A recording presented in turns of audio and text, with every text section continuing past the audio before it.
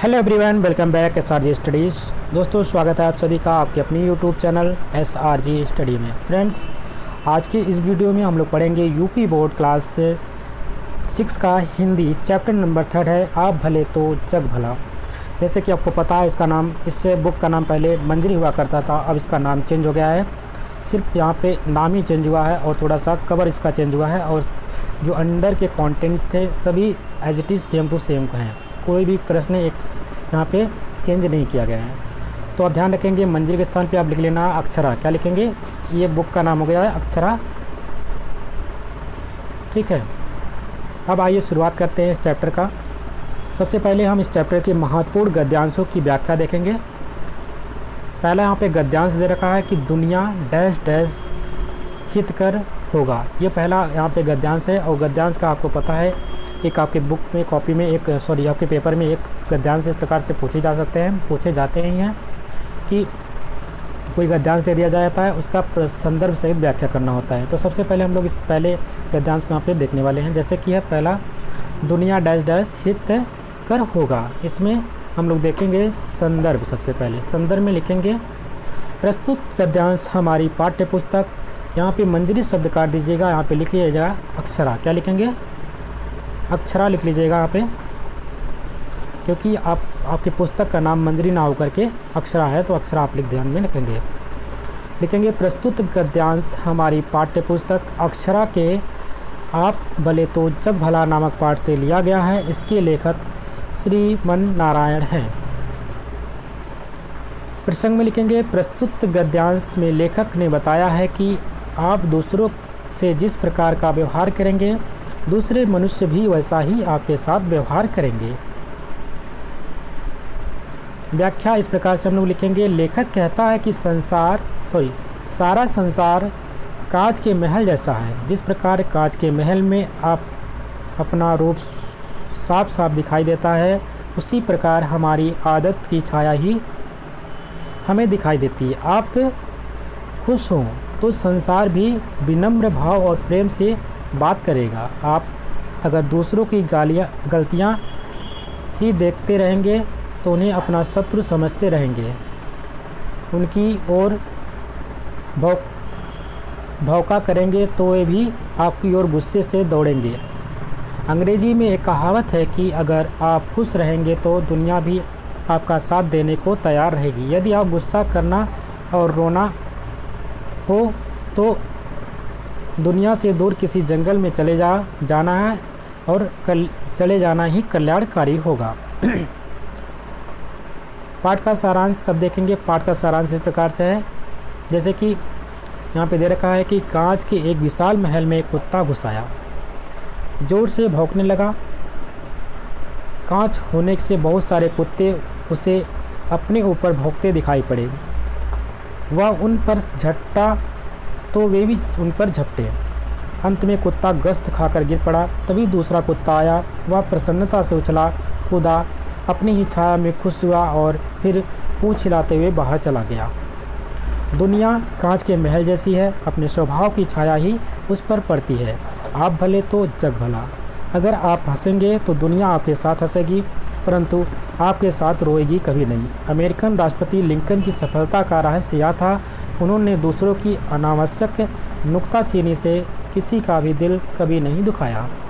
हमें दूसरों के दृष्टिकोण से समझने की कोशिश करनी चाहिए, क्योंकि शहद की एक बूंद ज़्यादा मक्खी को आकर्षित करती है बजाय एक सेर जहर के।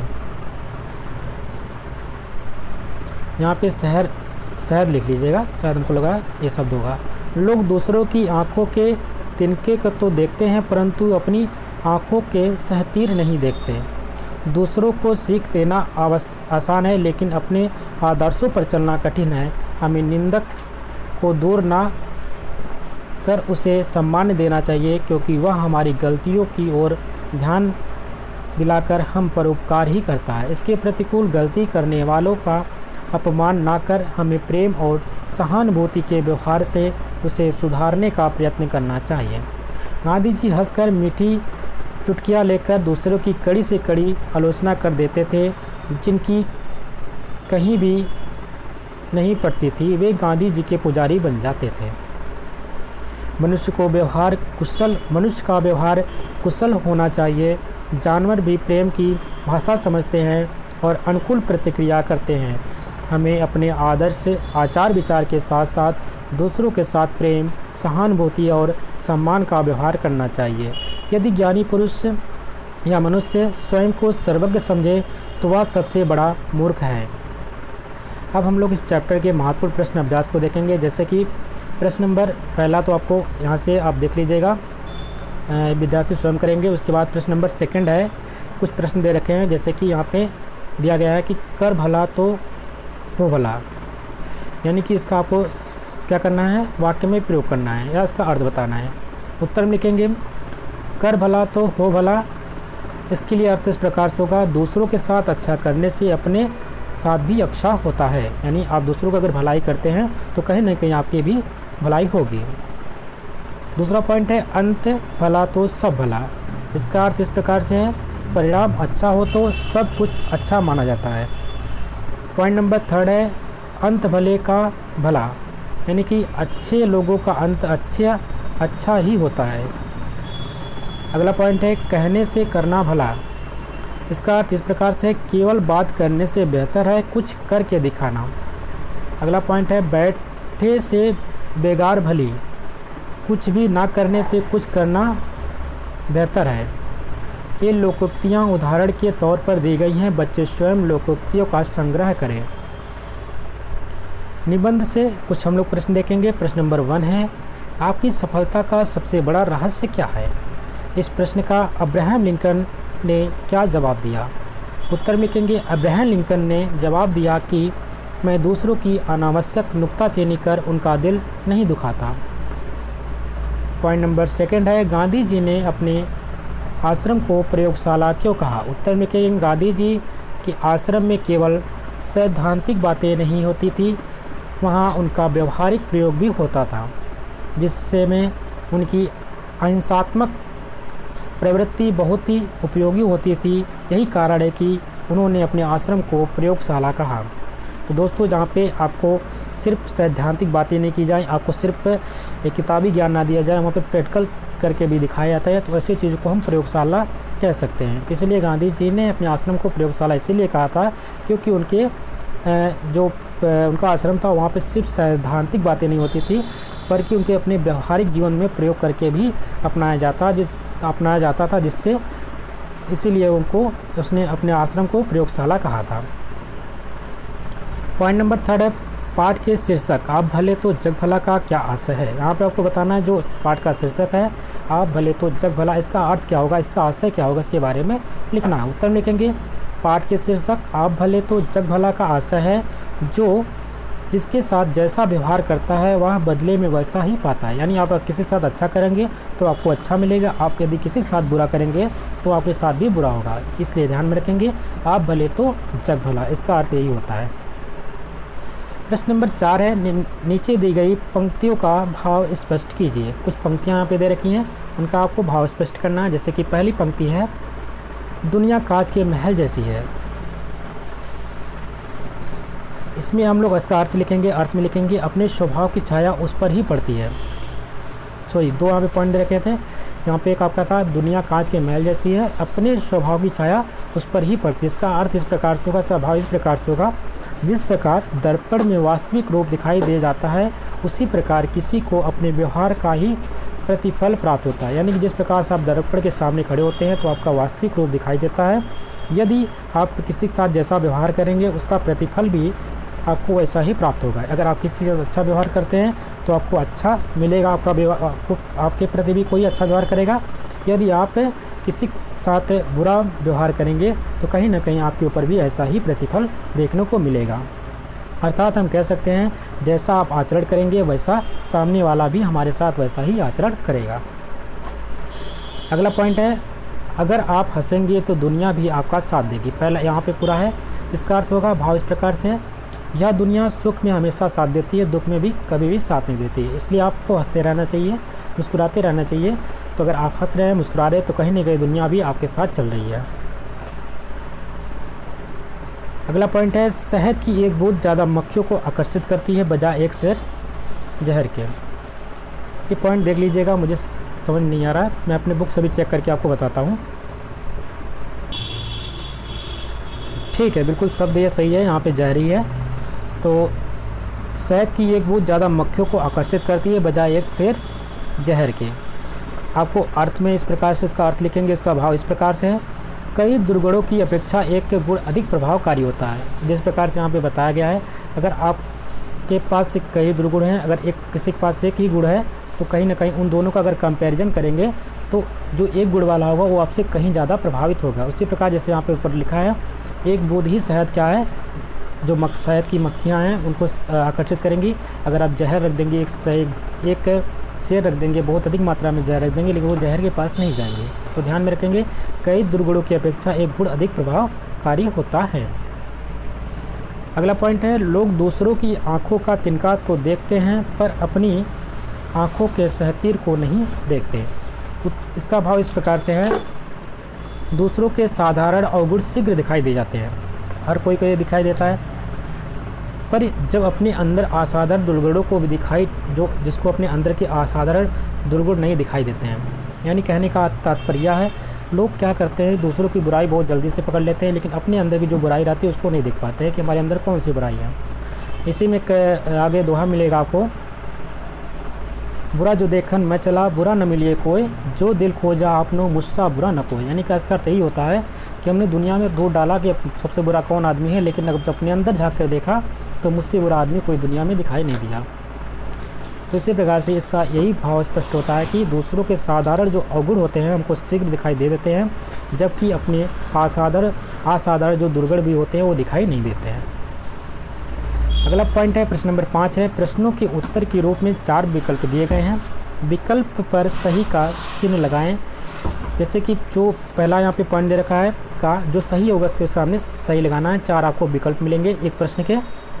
पहला प्रश्न यहाँ पे इस प्रकार से है, लोग आपसे प्रेम और नम्रता का व्यवहार करेंगे या बर्ताव करेंगे जब आप कैसे होंगे। पहला पॉइंट है, हमेशा लोगों के ऐबों की ओर देखेंगे। दूसरा है, लोगों को अपना शत्रु समझेंगे। तीसरा है, लोगों की ओर गुस्से से दौड़ेंगे। या चौथा है, लोगों के दोष ना देखकर उनके गुणों की ओर ध्यान देंगे। तो आप ही अपने हिसाब से सोच के बताइए, क्या आप किसी के ऐब मतलब कि उसके ऐब हैं, क्या बुराइयां हैं, ऐसे चीज़ों को देखेंगे तो क्या वो आपसे खुश रहेगा, आपसे वो प्रेम करेगा? नहीं करेगा। अगर आप लोगों को शत्रु समझेंगे तो क्या वो आपको शत्रु समझेगा कि आपसे मित्र समझेगा? आपको वो भी शत्रु समझेगा। यदि आप लोगों की ओर गुस्सा करेंगे तो गुस्सा करके दौड़ेंगे तो क्या वो आपसे प्रेम करने के लिए दौड़ेगा? वो भी तो गुस्सा ही करने के लिए दौड़ेगा। तो कहीं ना कहीं इसका राइट आंसर क्या हो जाएगा? ऑप्शन नंबर 4 इसका बिल्कुल सही हो जाएगा। यदि आप लोगों को दोष ना देख करके उनके गुणों की ओर ध्यान देते हैं तो लोग आपसे प्रेम और नम्रता का व्यवहार आपसे करेंगे। यही तो अर्थ हुआ। यदि आप अच्छा कार्य करते हैं तो लोग भी आपके साथ अच्छा कार्य करेंगे। जैसे कि इस पाठ का शीर्षक है, आप भले तो जग भला। तो आपको इस बात को ध्यान में रखना है। अगला पॉइंट है, बापू के किस गुण के कारण लोग उनकी ओर आकृष्ट होते थे? तो पहला पॉइंट है आलोचना के कारण, दूसरा है अनुशासन के कारण, तीसरा है कठोरता के कारण, या चौथा है प्रेम और सहानुभूति के कारण। तो दोस्तों सबसे अच्छा राइट इसका ही होगा। आप यदि किसी के साथ प्रेम और सहानुभूति के साथ रहेंगे तो आपको भी प्रेम और सहानुभूति मिलेगी कहीं ना कहीं। एक दोस्तों होता है सिंपैथी, एक होता है इम्पैथी। सिंपैथी नहीं रखनी किसी के साथ, आपको इम्पैथी रखनी होती है। इम्पैथी अलग चीज़ होता है, सिंपैथी अलग होती है। तो सिंपैथी एक मतलब कि किसी के साथ सहानुभूति दिखाना होता है, जबकि इम्पैथी है साथ साथ उसके दुखों को बांटना होता है, एक कहलाता है आपका इम्पैथी। तो आपको इम्पैथी रखना है, ना कि सिंपैथी रखना है दोस्त, ठीक है। अगला पॉइंट है भाषा की बात। भाषा की बात क्या होती है? इसमें पहला प्रश्न पूछा जा रहा है। पहला प्रश्न इस प्रकार से, नीचे दिए गए मुहावरों का अर्थ स्पष्ट करते हुए अपने वाक्यों में प्रयोग करें। कुछ यहाँ पे मुहावरे दे रखे हैं, उनका आपको अर्थ पहले बताना, अर्थ के बाद उसका अपने वाक्य पे प्रयोग करना है। जैसे कि पहला शब्द यहाँ पे दे रखा है टूट पड़ना। टूट पड़ने का मतलब होता है किसी पे हमला कर देना या हमला करना। अब वाक्य में प्रयोग कैसे करेंगे? तो लिखेंगे, एक कुत्ते को भौंकता देखकर बाकी सब कुत्ते उस पर टूट पड़े जिससे वह घायल हो गया। या आप कुछ और भी कह सकते हैं, कोई भी और जानवर का नाम ले सकते हैं, जैसे भी आपको समझ में आए। तो वाक्य में प्रयोग में आप कोई भी शब्द ले सकते हैं, लेकिन वो थोड़ा सा एप्रोप्रिएट होना चाहिए, थोड़ा सा सार्थक होना चाहिए, ठीक है। तो सार्थक शब्दों को लेकर ही आपको वाक्य में प्रयोग बनाना है। यहाँ पे ध्यान में रखेंगे, एक कुत्ते को भौंकता देख करके बाकी सब कुत्ते उस पर टूट पड़े जिससे वह घायल हो गया। सेकंड पॉइंट है दुम हिलाना। दुम हिलाने का अर्थ होता है खुशामद करना, ठीक है, यानी कि उसकी बड़ाई करना, खुशामद करना, थोड़ा सा प्यार करना, दुलारना, ऐसा कुछ शब्द हो जाएगा। वाक्य में प्रयोग इस प्रकार से करेंगे, मालिक को देखकर कुत्ते ने दुम हिलाना शुरू कर दिया, यानी कि कुछ करना या उससे अपना प्रेम दिखाना। कुत्ते होते हैं ना कि जब कोई आता है, उसका मालिक आता है या दोस्त आता है, तो कहीं ना कहीं वो अपने पूँछ हिलाते हुए उसके पास पहुँचते हैं। तो ये इसका अर्थ हो जाएगा, इसका वाक्य में प्रयोग इस प्रकार से हो जाएगा। दुम हिलाने का अर्थ होता है खुशामद करना, और वाक्य में प्रयोग लिखेंगे, मालिक को देखकर कुत्ते ने दुम हिलाना शुरू कर दिया। अगला पॉइंट है दिल दुखाना। अगला मुहावरा है इस प्रकार से, दिल दुखाना। दिल दुखाने का अर्थ होता है कष्ट पहुंचाना, किसी को कष्ट पहुंचाना है, उसका दिल दुखा देना। और इसका वाक्य में प्रयोग करेंगे, लिखेंगे, किसी का भी दिल नहीं दुखाना चाहिए। मतलब आपको ध्यान में रखना है, किसी का भी दिल ना दुखाए, क्योंकि आपको जैसे पता है कि आप भले तो जग भला, अगर आप अच्छा करेंगे तो आपको अच्छा मिलेगा, आप बुरा करेंगे तो बुरा मिलेगा। तो आप किसी का दिल दुखाएंगे तो आपका कहीं ना कहीं आपका भी दिल दुखेगा। तो आपको भी किसी का भी दिल दुखाना नहीं चाहिए, और इसका अर्थ होता है कष्ट पहुंचाना, कष्ट देना। नुक्ताचीनी वेरी इंपॉर्टेंट है, ठीक है। तो नुक्ताचीनी का अर्थ क्या होता है, दोष ढूंढना। किसी के अंदर दोष को ढूंढना का अर्थ क्या होता है, नुक्ताचीनी करना। ये इंपॉर्टेंट है, इसको ध्यान में रखेंगे। ये आपके एग्जाम पॉइंट ऑफ से अच्छा क्वेश्चन है, इसको आप लिख लीजिएगा इंपॉर्टेंट में। वाक्य में प्रयोग में लिखेंगे, लोगों की नुक्ताचीनी करने पर मनुष्य स्वयं घृणा का पात्र बन जाता है। यह अब्राहम लिंकन वाला लिख लीजिएगा। अब्राहम लिंकन से पूछा गया था कि आप लोगों से क्यों प्रेम करते हैं, तो उन्होंने कहा कि मतलब कि सक्सेसफुल होने के लिए कहीं ना कहीं किसी की नुक्ताचीनी नहीं करता हूँ, तो उनमें दोष नहीं निकालता हूँ, इसलिए मैं कहीं ना कहीं सक्सेसफुल हूँ। ऐसा शब्द वहाँ पे लिख लीजिएगा। अदरवाइज़ आपको यही लिख लेना है कि लोगों की नुक्ताचीनी करने पर मनुष्य स्वयं घृणा का पात्र बन जाता है, या जो भी समझ में आएगा उसको कर लीजिएगा। आगे लिखते हैं, आग बबूला होना। इसका अर्थ होता है नाराज़ होना। वाक्य में प्रयोग इस प्रकार से है, नौकर के घर चले जाने पर मालिक आग बबूला हो गया। चुटकी लेने का अर्थ होता है विनोद या मजाक करना। विनोद का अर्थ भी होता है मजाक करना, और चुटकी लेने का भी अर्थ होता है मजाक करना। तो दोनों शब्द ले सकते हैं, मजाक करना या विनोद करना। वाक्य में प्रयोग इस प्रकार से होगा, गांधी जी मीठी चुटकी लेकर लोगों को हंसा देते थे। या कोई भी नाम ले सकते हैं आप, गांधी जी के अलावा और किसी का भी नाम ले सकते हैं जो आपकी क्लास में ज़्यादा हंसाता हो, चुटकी लेकर हंसाता हो, उसका भी नाम लिख करके डाल सकते हैं कि फलाना आदमी इसकी चुटकी लेकर के लोगों को हंसा देता है। उसके बाद दिमाग में अगला पॉइंट है दिमाग के चढ़ना। दिमाग चढ़ना का अर्थ होता है घमंड होना। इसका प्रयोग लिखेंगे वाक्य में प्रयोग, Australia cricketer team world cup क्या जीत गई, खिलाड़ियों के दिमाग चढ़ गए। देखते हैं अक्सर ऑस्ट्रेलिया टीम ज़्यादातर वर्ल्ड कप ही जीतती है, तो कहीं ना कहीं जब ये वर्ल्ड कप जीत जाती है तो कहीं ना कहीं ये लोग स्लेजिंग करने लगते हैं। स्लेजिंग का अर्थ होता है कि मतलब कि गाली गलौज करने लगते हैं, अपने आप को थोड़ा सा ऊपर दिखाने की कोशिश करते हैं। तो एक दूसरे खिलाड़ी को स्लेजिंग करेंगे। तो स्लेजिंग इस प्रकार से जब ऑस्ट्रेलिया टीम कभी भी वर्ल्ड कप जीतती है तो कहीं ना कहीं वो दूसरे खिलाड़ी को नीचा दिखाने के लिए स्लेजिंग करते हैं, तो या उनका दिमाग चढ़ जाता है। तो इस प्रकार से आप लिख सकते हैं, किसी भी प्लेयर का नाम लिख सकते हैं, किसी खिलाड़ी का भी नाम लिख सकते हैं, जरूरी नहीं ऑस्ट्रेलिया के लिख सकते हैं, और भी प्लेयर्स हैं, पाकिस्तान का भी डाल सकते हैं आप लोग, कोई दिक्कत नहीं है। प्रश्न नंबर सेकंड है, आप तो बड़े समझदार हैं। इसका साधारण वाक्य, ये पहली बात इसमें चेक करना है कि कौन सा वाक्य साधारण है, कौन सा मिश्र वाक्य है। ठीक है, इसमें दो चीज़ बताने हैं, साधारण और मिश्र वाक्य के बारे में। तो प्रश्न नंबर सेकंड में पूछा जा रहा है कि आप तो बड़े समझदार हैं, ये साधारण वाक्य है कि आप मिश्र वाक्य। तो ध्यान में रखेंगे, छोटा शब्द है, आपके बारे में बात की जा रही है, समझदार की बात की जा रही है, तो कहीं ना कहीं आपको यहाँ पे देखेगा एक साधारण वाक्य है। मिश्र वाक्यों में कई शब्द जुड़ जाते हैं, कई वाक्य जुड़ करके एक शब्द बनता है, एक वाक्य पूरा सेंटेंस बनता है। तो इस प्रकार से मिश्र वाक्य होता है। जैसे कि शायद कुछ लोगों को ख्याल है, अब यहाँ से एक यहाँ पे कंप्लीट हो गया। दूसरा वाक्य यहाँ से फिर से स्टार्ट हो रहा है कि ईश्वर ने उन्हें लोगों की सुधार के लिए भेजा है। तो दो वाक्य हो गए, यहाँ पे दोनों को मिश्र करके मिलाया गया, मिलाकर रखा गया। इस प्रकार से इसको हम बोलेंगे मिश्र वाक्य। कैसा होगा? मिश्र वाक्य होगा। अगला है, वह प्रसन्नता से उछला कूदा, कॉमा हो गया, एक वाक्य यहाँ पे कंप्लीट। अपनी ही छाया में खेला, फिर आगे फिर कंप्लीट हो गया एक वाक्य। फिर आगे लिखते हैं, खुश हुआ और फिर पूंछ हिलाता हुआ बाहर चला गया। कहीं ना कहीं ये कंटिन्यूस चीज़ें चल रही हैं। पहले उसने प्रसन्नता से उछला कूदा, फिर उसने छाया में खेला, फिर उसके बाद वो पूंछ हिलाते हुए बाहर चला गया। तो उसी की बात हो रही है। तो कहीं ना कहीं यहाँ पे कई वाक्य जुड़े हुए हैं। तो जब कई वाक्य जुड़ करके एक कंटिन्यूस प्रोसेस होता है तो उसको हम कहते हैं संयुक्त वाक्य। तो यहाँ पे आपका संयुक्त वाक्य हो जाएगा। यही क्वेश्चन यहाँ पे पूछा गया। ऊपर 3 तरह के वाक्य दिए गए हैं, साधारण, मिश्र और संयुक्त। पाठ में आए हुए तीनों प्रकार के कम से कम 2 वाक्यों को छांट कर लिखिए। तो आइए देखते हैं साधारण वाक्य में से 2 शब्द आपको 2 शब्द से निकालने जो साधारण वाक्य हों। तो पहला है शब्द दुनिया कांच के महल जैसी है, इसको नोट कर लीजिएगा, ये आपका साधारण वाक्य है। दूसरा है उसकी आंखों में आंसू छलक आए, ठीक है, तो ये भी आपका साधारण वाक्य है। मिश्र वाक्य की बात करते हैं तो मिश्र वाक्य में 2 शब्द आपको लिखने होंगे, 2 वाक्य लिखने होंगे। पहला वाक्य इस प्रकार से है, वह समझा कि ये सब उस पर टूट पड़े, वह समझा कि ये सब इस पर टूट पड़े, यहाँ पे मिश्र वाक्य है। दूसरा है वे मानते हैं कि उनका जीवन आचार और विचार आदर्श है, ये भी मिश्र वाक्य है। और लिखेंगे लास्ट यहाँ पे गा वाला संयुक्त वाक्य। संयुक्त वाक्य की बात करते हैं तो इसमें पहला पॉइंट लिखेंगे, मन में क्रोध जागृत हुआ और वे उठकर चल दिए। सेकंड पॉइंट है वह खूब खुश हुआ और कुत्तों की ओर अपनी पूंछ हिलाते हुए बढ़ा।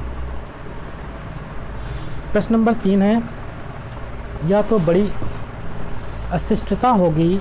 इस वाक्य में अशिष्टता शब्द भाववाचक संज्ञा है। भाववाचक संज्ञा शब्दों के अंत में ता, पन, पा, हट, वट, त्वा, आस प्रत्यय जुड़े रहते हैं। पाठ में आए हुए अन्य भाववाचक संज्ञा शब्दों को छांट कर लिखिए। तो ध्यान में रखेंगे फ्रेंड्स, जो भाववाचक संज्ञा होती है उनके अंत में क्या होता है, जैसे आप अशिष्टता, ता यहाँ पे शब्द जुड़ा है, लास्ट में जो जुड़ता है उसको हम प्रत्यय बोलते हैं, ठीक है। और जो पहले किसी शब्द से पहले जुड़ता है उसको हम उपसर्ग बोलते हैं। उपसर्ग और प्रत्यय में ये अंतर होता है, उपसर्ग किसी संज्ञा या सर्वनाम से पहले जुड़ता है, जबकि जो प्रत्यय होता है किसी संज्ञा सर्वनाम के बाद में लास्ट में जुड़ता है। कोई शब्द होता है, उस शब्द से पहले अगर कोई शब्द जुड़ जाए तो उसको हम उपसर्ग बोलेंगे। कोई शब्द है, उस शब्द के अगर पीछे जुड़ जाए तो उसको हम बोलेंगे प्रत्यय। यहाँ पे ता प्रत्यय है, तो यहाँ पे जैसे कि ये भाववाचक संज्ञा बनाई गई है, संज्ञा में जुड़ेगा। तो संज्ञा में अगर ता जुड़ जाए, पन जुड़ जाए, प जुड़ जाए, हट जुड़ जाए, पट जुड़ जाए, तो जुड़ जाए, तो ऐसे शब्द से कुछ ऐसे शब्द बनाने हैं जो आपकी पुस्तक में आए हुए हैं और वो भाववाचक संज्ञा होनी चाहिए। इस प्रकार से उसको छांट के लिखना है। तो पहला आपको ध्यान रखना है शान, उत्तर में लिखेंगे शान। दूसरा है आवाज़, तीसरा है प्रतिध्वनि, चौथा है प्यार, प्रसन्नता, छाया, स्मरण, स्वभाव, दोष, गुण, नम्रता, प्रेम, ऐब, तारीफ, मज़ा, जिंदगी, विचार, जीवन, आचार, सम्मान, साहस, सहानुभूति, याद, शौक, ताकत, तमाशा। उसके बाद अगला पॉइंट है खबर, डांट, झलक, व्यवहार, हिंसा, अहिंसा, मतलब, संतोष, अपमान, उपकार, अवगुण, ध्यान, सफलता, नुक्ताचीनी, गलती, त्रुटियाँ, सीख, आदर्श, टीका टिप्पणी, बुराई, आलोचना। ये सब आपको अपनी पुस्तक से छांट लेना है। इस प्रकार से इतने शब्द हैं जिसमें भाववाचक संज्ञा की बात है। तो भाववाचक संज्ञा सब हो जाते हैं और इसको अपनी कॉपी में नोट कर लीजिएगा। ज़रूरी नहीं कि आप पूरे लिखें, जो भी आपके समझ में आता है, अगर प्रश्न में पूछा जाता है जितने भी शब्द आएंगे इस प्रकार से कुछ शब्द आपको दिमाग में चल रहे होंगे उसको नोट कर लीजिएगा। और ये चैप्टर भी यहीं पे कंप्लीट होता है। आशा करते हैं आपको ये वीडियो अच्छी लगी होगी। यदि वीडियो पसंद आई है तो इसको लाइक करिएगा, शेयर करिएगा और चैनल पर नए हो तो चैनल को सब्सक्राइब भी कर लीजिएगा। मिलते हैं एक नए वीडियो में, तब तक के लिए नमस्कार, जय हिंद।